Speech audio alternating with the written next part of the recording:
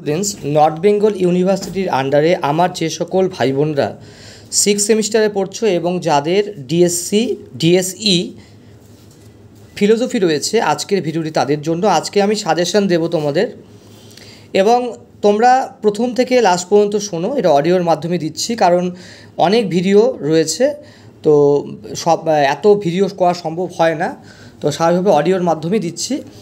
আর যারা অনলাইনে পড়তে চাও তারা 9749941990 অথবা 7797308455 এই দুটো নাম্বারে অবশ্যই যোগাযোগ করতে পারো। আমাদের এখানে নোট পাওয়া যায় এবং তোমরা অবশ্যই যোগাযোগ করতে পারো আমাদের এই নাম্বারগুলোতে, এবং চ্যানেলটি ভালো লাগলে অবশ্যই বন্ধুবান্ধবদের শেয়ার করবে। ফিলোসফি যে তোমাদের সিলেবাসটি রয়েছে, সেই সিলেবাস থেকে আমি মোটামুটিভাবে একটা তোমাদের সাজেশান দিচ্ছি। তোমরা প্রত্যেকেই জানো যে আমাদের সাজেশান 100% মিলে যায় বা কমন পড়ে প্রচণ্ড পরিমাণে, কিন্তু এবার কিন্তু কমন তো অবশ্যই লাস্ট মিনিট সাজেশন দিচ্ছি, কিন্তু এবার ফার্স্ট টাইম মানে আমাদের প্রথমের দিকে কী হয়, একটা আমরা সাজেশন দিই, তারপর লাস্ট মিনিট সাজেশন দিই। লাস্ট মিনিট সাজেশনটা 72 ঘন্টা আগে আমরা দিই, আর আমরা পরীক্ষার মোটামুটি 10-15 দিন 20 দিন বা 1 মাস আগের থেকে আমরা সাধারণভাবে সাজেশনগুলো দেওয়া হয়। তো সেই হিসাবে তোমাদের পরীক্ষায় টোটাল হচ্ছে তোমাদের 75 নম্বরের পরীক্ষা। এই 75 নম্বরের মধ্যে তোমাদের 5 নাম্বার হচ্ছে অ্যাটেন্ডেন্স, 10 নাম্বার অ্যাসাইনমেন্ট, বাকি 60 নম্বরের পরীক্ষা। এবং পরীক্ষায় 3-এর পরীক্ষায় অবশ্যই তোমাদের আসে 6টা, লিখতে হয় 4টা, এবং 6-এর আসে 6টা, লিখতে হয় 4টা, আর 12-র আসে 4টা, লিখতে হয় 2টা। তো 3-এর প্রশ্নটা একটু বেশি দিচ্ছি এবং অন্য প্রশ্নগুলো একটু কম দেবো, অবশ্যই তোমরা মাথা রাখবে এবং তোমরা পারলে অবশ্যই তোমরা খাতায় তুলে রাখো। 3-এর প্রশ্ন বলছি, সামাজিক শ্রেণী বলতে কী বোঝো? আবার বলছি, সামাজিক শ্রেণী বলতে কী বোঝো? 2 নাম্বার, অন্তর্গোষ্ঠী এবং বহিঃগোষ্ঠীর বলতে কী বোঝো? আবার বলছি, অন্তর্গোষ্ঠী বা বহিঃগোষ্ঠী বলতে কী বোঝো বা এদের পার্থক্যগুলি লেখো। 3 নাম্বার, গণতন্ত্র বলতে কী বোঝো? ইহা কত প্রকার, কী কী? অত্যন্ত ইম্পর্টেন্ট। এবং 2 নাম্বার যেটা বলছি, অন্তর্গোষ্ঠী বহিঃগোষ্ঠী, খুবই কমন প্রশ্ন এটা। 4 নাম্বার, সাম্য বা সমতা বলতে কী বোঝো? এর অর্থ লিখো। এটাও পরীক্ষা অত্যন্ত ইম্পর্টেন্ট, পরীক্ষা আসার চান্স ম্যাক্সিমাম রয়েছে। 5 নাম্বার, সমাজ বলতে কী বোঝো? 5 নাম্বার, সমাজ বলতে কী বোঝো? 6 নাম্বার, পরিবারকে প্রাথমিক গোষ্ঠী বলা যায় কি? পরিবারকে প্রাথমিক গোষ্ঠী বলা যায় কি? 7 নাম্বার, প্রাথমিক ও মাধ্যমিক গোষ্ঠীর মধ্যে পার্থক্য লেখো। খুব ইম্পর্টেন্ট, প্রাথমিক এবং মাধ্যমিক গোষ্ঠীর মধ্যে পার্থক্য লেখো, খুবই ইম্পর্টেন্ট প্রশ্ন। 9 নাম্বার, স্বাধীনতার অর্থ কী বা স্বাধীনতা বলতে কী বোঝো? আবার বলছি, স্বাধীনতা বলতে কী বোঝো বা স্বাধীনতার অর্থ কী? 10 নাম্বার, মার্ক্সের মতে শ্রেণী বলতে কী বোঝো? শ্রেণী বলতে কী বোঝো? 11 নাম্বার, গান্ধীজির মতে স্বরাজ এবং সর্বোদয় কী? আবার বলছি, গান্ধীজির মতে স্বরাজ এবং সর্বোদয় কী? অত্যন্ত ইম্পর্টেন্ট কোশ্চেন এটা।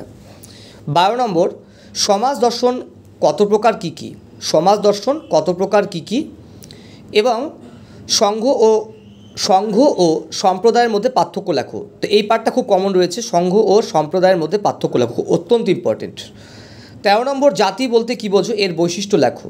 জাতি বলতে কী বোঝো? এর বৈশিষ্ট্য লেখো। 14 নম্বর, সাম্প্রদায়িকতা কাকে বলে? এর কারণ লেখো সংক্ষেপে। সাম্প্রদায়িকতা কাকে বলে? এর কারণ লেখো সংক্ষেপে এটা। 15 নম্বর, শ্রেণী বৈষম্যের মানদণ্ডগুলি কী কী? শ্রেণী বৈষম্যের মানদণ্ডগুলি কী কী?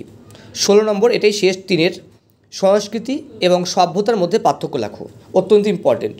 দেখো 16টা বললাম, কিন্তু ব্যাপারটা হচ্ছে তোমাদের মাথায় রাখতে হবে অবশ্যই যে মাথা তোমাদের তোমরা প্রত্যেক ঘাবাতেই পারো যে এতগুলো প্রশ্ন কেন দিচ্ছে। তো তার মধ্যে আমি ইম্পর্টেন্টগুলো তো বলি, 16টা বললাম কিন্তু ইম্পর্টেন্ট তো বলে দিচ্ছি, তো ওই ইম্পর্টেন্টগুলো ভালো করে পড়তে হবে তোমাদের, ঠিক আছে? পাশাপাশি এগুলোকে রাখতে হবে, ঠিক আছে? আচ্ছা, এবার 6-এর প্রশ্ন আমি জাস্ট তোমাদের পরীক্ষার সময় 6টা প্রশ্ন আসবে, পরীক্ষায় লিখতে হবে 4টা। আমি তোমাদের 7টা টোটাল প্রশ্ন বলে দিচ্ছি, এর মধ্যে বলছি কোনটা বেশি কমন রয়েছে। আচ্ছা, এবার 6-এর বলছি, 1 নাম্বার, মহাত্মা গান্ধীর সর্বদয় ও স্বরাজ তত্ত্বটি লেখো, অত্যন্ত ইম্পর্টেন্ট। মহাত্মা গান্ধীর সর্বদয় এবং স্বরাজ তত্ত্বটি লেখো, অত্যন্ত ইম্পর্টেন্ট।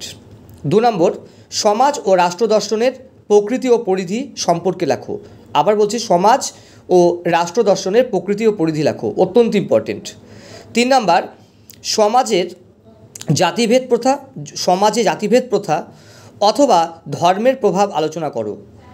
আবার বলছি, সমাজে জাতিভেদ প্রথা অথবা ধর্মের প্রভাব আলোচনা করো। 4 নাম্বার, ধর্মনিরপেক্ষতার অর্থ এবং প্রকৃতি সম্পর্কে লেখো, অত্যন্ত ইম্পর্টেন্ট। আবার বলছি, ধর্মনিরপেক্ষতার অর্থ প্রকৃতি সম্পর্কে লেখো, অত্যন্ত ইম্পর্টেন্ট। 5 নাম্বার, সম্প্রদায় সম্পর্কে মেকাইভার এবং পেজের অভিমত ব্যাখ্যা করো বা সংক্ষেপে লেখো। আবার বলছি, সম্প্রদায়ের সম্পর্কে মেকাইভার এবং পেজের অভিমত ব্যাখ্যা করো বা সংক্ষেপে লেখো, অত্যন্ত ইম্পর্টেন্ট পরীক্ষায়। পরের প্রশ্ন 6 নাম্বার, এটাও খুব কমন প্রশ্ন, সাম্য ও স্বাধীনতার মধ্যে পার্থক্য বা সম্পর্ক লেখো। আবার বলছি, সাম্য ও স্বাধীনতার মধ্যে পার্থক্য বা সম্পর্ক লেখো, অত্যন্ত ইম্পর্টেন্ট। 7 নাম্বার, সমাজ দর্শন সম্পর্কে লেখো। মানে সমাজ দর্শন দিয়ে যদি কোনো প্রশ্ন দেয় তাহলে পরে এটা লিখবা, অত্যন্ত ইম্পর্টেন্ট, পরীক্ষাটা আসবেই। সমাজ দর্শন সম্পর্কে আলোচনা করো, অত্যন্ত ইম্পর্টেন্ট। তবে তোমাদের মাথায় রাখতে হবে 3-এর কিছু প্রশ্ন 6-এ চলে আসতে পারে, এটা মাথায় রাখতে হবে। আচ্ছা, 12 নম্বরে তোমাদের পরীক্ষায় কিন্তু 12 নম্বরের আসবে 4টা, লিখতে হবে 2টা। আমি তোমার 4টা দিচ্ছি। 1 নাম্বার, সম্প্রদায় কাকে বলে, সম্প্রদায়ের বৈশিষ্ট্যগুলি লেখো। সম্প্রদায় বলতে কী বোঝো, সম্প্রদায়ের বৈশিষ্ট্যগুলি সমালোচনা সহ আলোচনা করো। সম্প্রদায়ের বৈশিষ্ট্যগুলি সমালোচনা সহ আলোচনা করো, অত্যন্ত ইম্পর্টেন্ট, পরীক্ষায় আসবেই, মনে করছি এটা। 2 নাম্বার, স্বাধীনতার অর্থ কী, স্বাধীনতার অর্থ কী, মৌলিক মানবাধিকার হিসাবে স্বাধীনতার বিষয় আলোচনা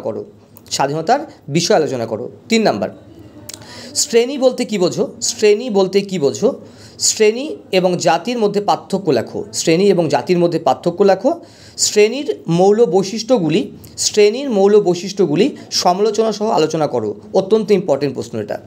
4 নাম্বার, জাতি সম্পর্কে আলোচনা করো। মাথায় রাখতে হবে 6-এর কিছু প্রশ্ন 12 হিসাবে কিন্তু আসতে পারে। তোমরা প্রত্যেকে জানো আমাদের 100% কমন হয়, আমরা কিন্তু এমনি করি না। দীর্ঘদিন আমাদের যেহেতু সিলেবাসগুলো ওল্ড সিলেবাসেও ছিল, ঠিক আছে, সেখানে স্বয়নভিত্তিক আমরা প্রায় 15 বছর বা 20 বছর যাবৎ আমরা আমাদের বিভিন্ন বইগুলোকে আমরা দেখছি এবং কোন সালে কী প্রশ্ন আসে সেটার পরিপ্রেক্ষিতে আমরা দিচ্ছি।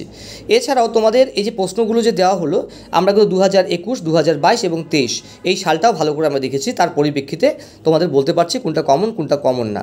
মাথায় রাখবে, যেগুলো বেশি করে বলছি সেগুলো খুব ভালো করে পড়তে হবে, যেগুলো মোটামুটিভাবে বললাম সেগুলোকে দেখতে হবে, ঠিক আছে। তো চ্যানেলটি ভালো লাগলে অবশ্যই প্রত্যেকে সাবস্ক্রাইব করো, বন্ধুদের শেয়ার করো, এবং আমরা প্রত্যেকটি সাবজেক্ট ধীরে ধীরে তোমাদের কাছে নিয়ে আসছি। ধন্যবাদ, প্রত্যেকে ভালো থাকো, সুস্থ থাকো।